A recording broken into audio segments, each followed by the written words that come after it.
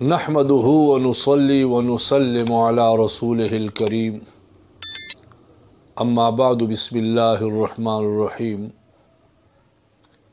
मेरे मोहतरम भाइयों और दोस्तों, माओं और बहनों, अस्सलामु अलैकुम व रहमतुल्लाहि व बरकातुहू। एक शेर है, कद्र ज़र ज़रगर शे नासद, कद्र जौहर जौहरी। यानी सोने की कदर कीमत सोनार जानता है और जौहर की कदर व कीमत जौहरी जानता है। हमारे एक दोस्त हैं, वो मजाक में कहा किया करते थे, कद्र ज़र ज़रगर शनासद, कद्र नस्वार नस्वारी। तो वो कहते थे कि सुनार को सोने की कदर मालूम होती है और नस्वारी आदमी को नस्वार की कीमत का पता चलता है।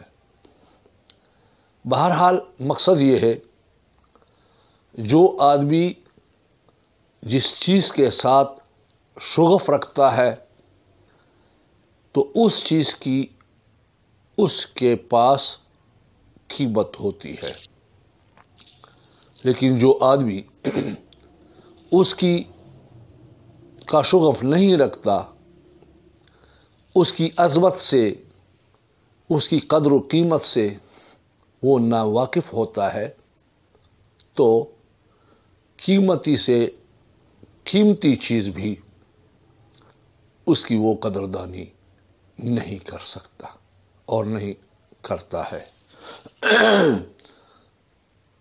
तो मोहतरम भाइयों और दोस्तों, एक तालिब इल्म था, उसको उस्ताद ने पढ़ाना शुरू किया। एक दिन कहा कि ये मसला 1,00,000 रुपए जितना कीमती है।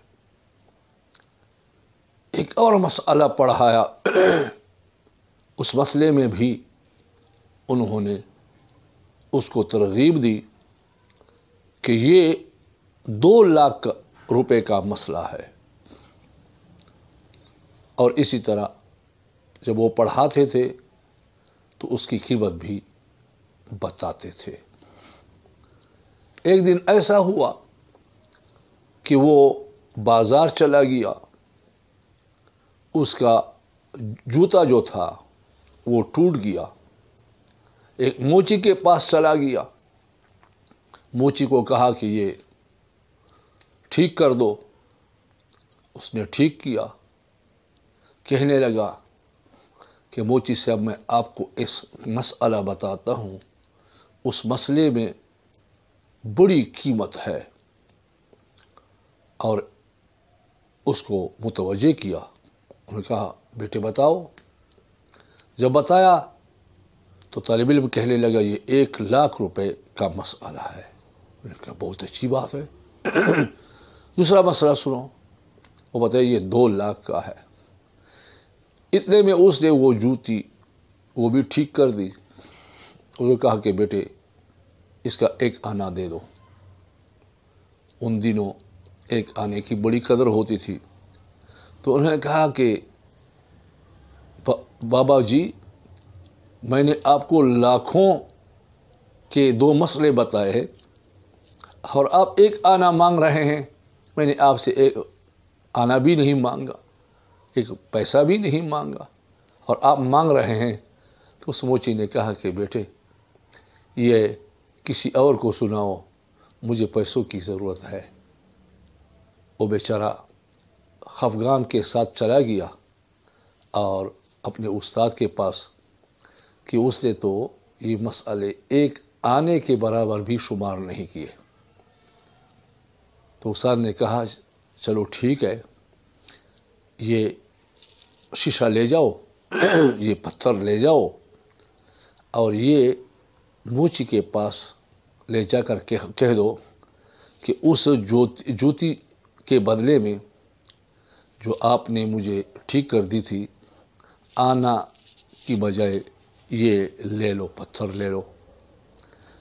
وہ لیتا ہے یا نہیں، پھر سبزی والے کے پاس چلے جاؤ، پھر دکاندار کے پاس چلے جاؤ، کریانہ والے کے پاس، اس کے بعد آپ جوہری کے پاس چلے جاؤ۔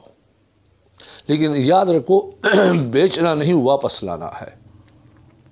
تو سونار کے پاس لے گیا، اس کو جب اس نے کہا تو اس نے کہا کہ مذاق میرا نہ اڑاؤ، پہلے کہتے رہے کہ لاکھوں کا کہ 2 مسئلے بتائے، اب کہتے ہو کہ یہ پتھر لے لو، 1 آنا کے بعد اس کو دفع کرو، مجھے اس کی ضرورت نہیں ہے، اس پتھر کی، مجھے 1 آنا دے دو، اس کی ضرورت ہے۔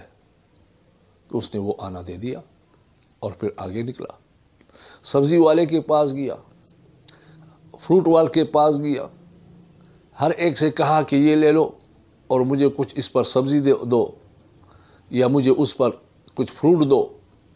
ہر ایک نے ٹرکایا۔ کریانہ والے کے پاس گیا، اس نے بھی ٹرکایا۔ اس کے بعد وہ جوہری کے پاس گیا۔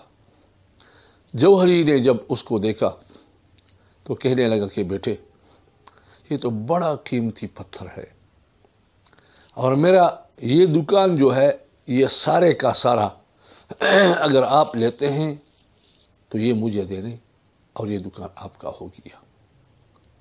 لیکن یاد رکھو اس پتھر کی قیمت پورے بازار میں فلاں آدمی کے علاوہ کوئی بھی نہیں دے سکتا، صرف ایک آدمی خرید سکتا ہے۔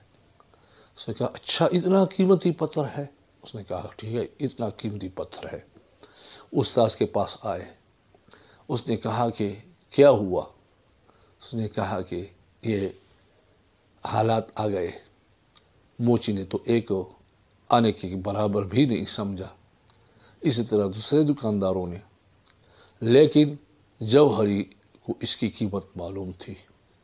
اس نے تو ساری دکان بمائے جواہرات کے دینے کا آفر کیا، لیکن پھر بھی کہا کہ یہ آفر میں نے بہت کم دیا ہے، اگر آپ نے بیچنا ہے تو ہمارے مارکیٹ میں جو سب سے بڑا آدمی ہے فلاں،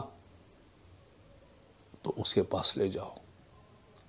لیکن وہ اس کے پاس میں نہیں لے گیا کیونکہ آپ نے کہا تھا کہ بیچنا نہیں ہے۔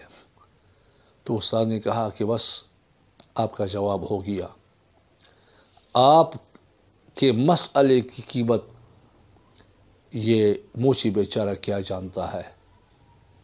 یہ کسی طالب علم کے پاس اگر آپ لے جائیں، کسی عالم کے پاس لے جائیں، اور اس عالم کے پاس کہ وہ اس مسئلے کا تلاش کرنے والا ہو اور یہ اس کو مل جائے، تو اس کو لاکھوں روپے سے بھی زیادہ اس پر خوشی ہوگی۔ تو میرا کہنے کا مقصد یہ ہے کہ ہم علم سے ناخبر ہیں، لا تعلق ہیں، اس وجہ سے علم کی قیمت ہمارے ہاں نہیں ہے۔ اسی وجہ سے ہم اپنے بچوں کو تو موبائل دیتے ہیں، اسکول کی طرف لے جاتے ہیں، دنیوی کاروبار میں لگاتے ہیں، لیکن علم دین ان کو ہم نہیں سکھاتے۔